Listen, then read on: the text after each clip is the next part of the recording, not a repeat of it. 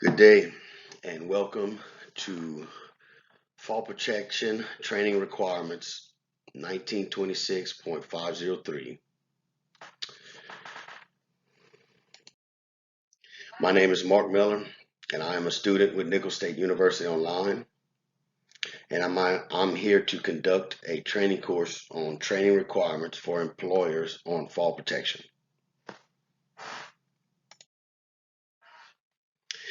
The purpose is to provide clarification to employers of training requirements that shall be provided by the employer to the employee in regard to fall protection 1926.503 training requirements. Okay, and the goal is the employer will have the knowledge needed to meet all requirements for construction of a training program, a certification of training, and retraining program as needed. This pertains to any employer who has any employees that are subject to working at heights and must utilize fall protection as per 1926.21 fall protection. The handouts for this course here is pictured here on the screen. However, I also have them here with me.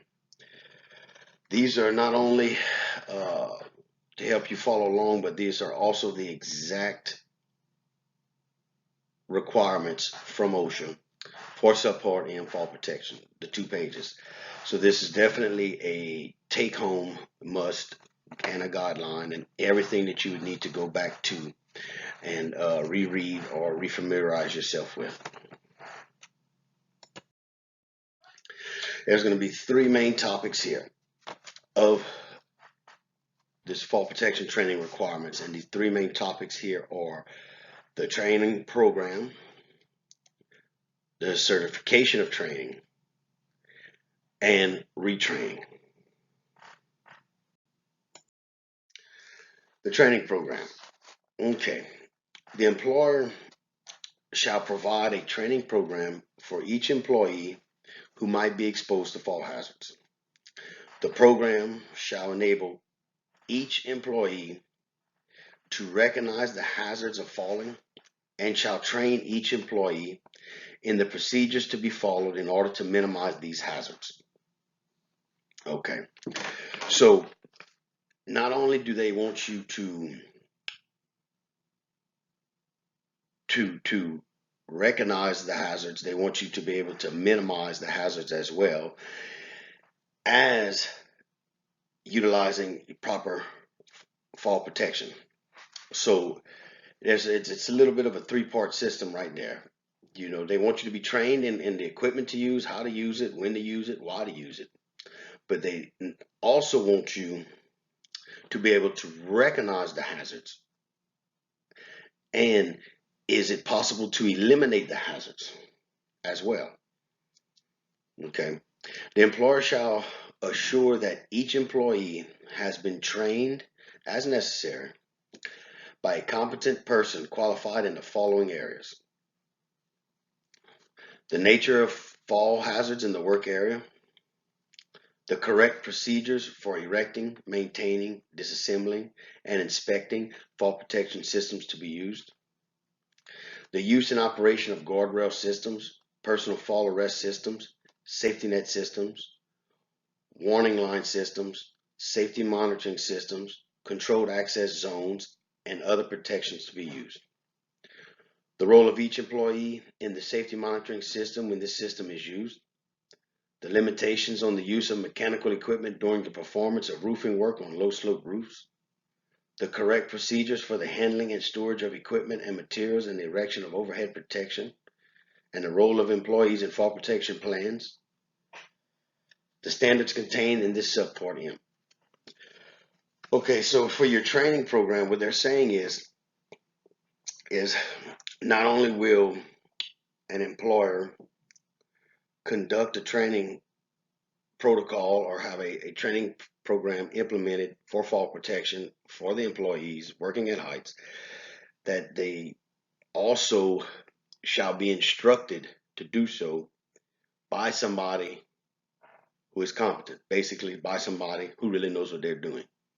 Okay, and the way that this person knows what they're talking about is this person can identify types of fall protection, what it is, how to use it, when to use it, what it can and cannot do. And so basically, you want this person, this competent person, shall be who implements your fall protection program to your employees. Okay. Uh, Now, this would probably not be just somebody, who's gone through fall protection training. Probably, absolutely not, almost. This is actually somebody who is well versed in fall protection. So just because you send somebody to fall protection training, they do a whole, whopping, 1 hour, does not qualify them to teach a course in fall protection. Okay.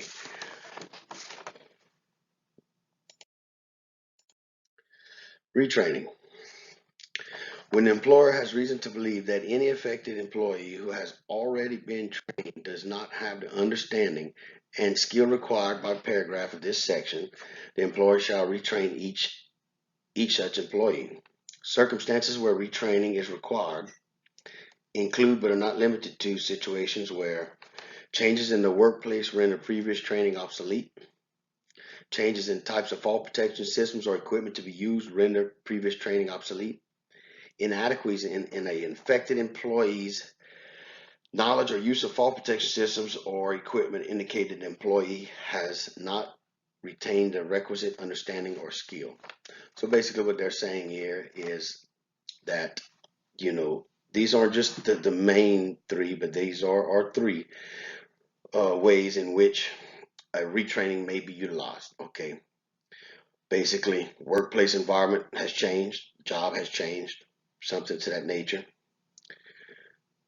Types of equipment being utilized has changed, and let's say that the employees have never been instructed yet how to use it, or the employee basically has showed they don't know what they're doing while they're working after being trained utilizing their fall protection equipment.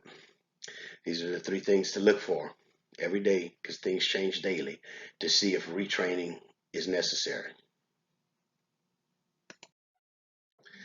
Any and all questions at this time? If you have any questions, now is the time to ask, and I will help to clarify at this time. And once all questions would be asked, everything clarified. How did I do? By show of hands, who found the course educational? By show of hands, who did not? By show of hands, who thinks I met their expectations? By show of hands, who thinks I did not meet their expectations? Thank you for your time.